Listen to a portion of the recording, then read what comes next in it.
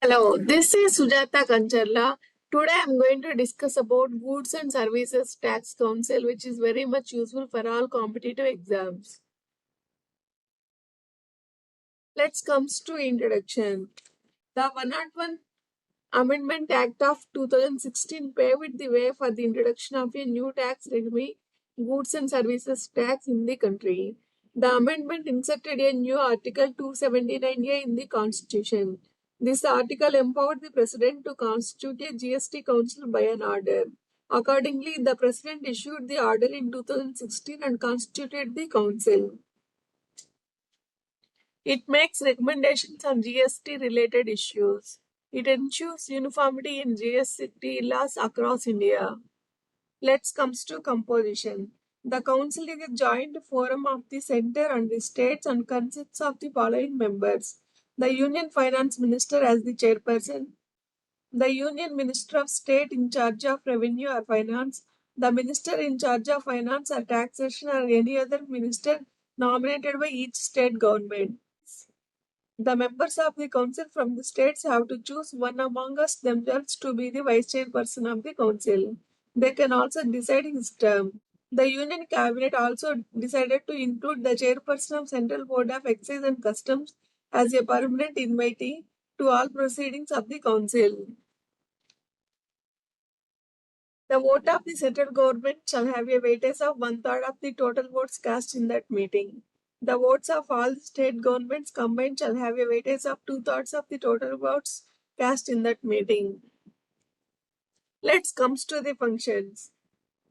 The council is required to make recommendations to the center and the states on the following matters. First one, the taxes, cesses and surcharges levied by the center, the states and the local bodies that would get merged in GST. Second one, the goods and services that may be subjected to GST are exempted from GST.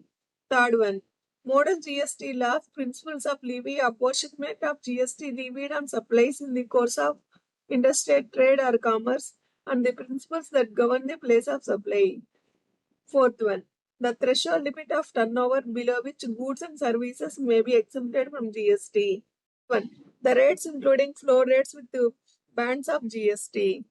Sixth one, any special rates are rates for a specific period to raise additional resources during any natural calamity or disaster. Final one, special provision with respect to the states of Arunachal Pradesh, Assam, Jammu and Kashmir, Manipur, Meghalaya, Mizoram, Nagaland, Sikkim, Tripura, Himachal Pradesh, and Uttarakhand. Last one, when there is a dispute with respect to its recommendations or their implementation, the Council shall establish a mechanism to adjudicate upon the dispute. First one, between the center and one or more states, between the center and any state or states on one side and one or more other states on other side, or between two or more states. Coming to importance, it promotes one nation, one tax. It streamlines the indirect tax system. It enhances ease of doing business. It reduces tax evasion and promotes transparency. Let's come to recent developments. Ongoing rate rationalization efforts and inclusion of new item services under GST and discussions on compensation to states and finally focus on digital compliance and return simplification. Thank you. If you like this video, please share, subscribe, comment and give suggestions.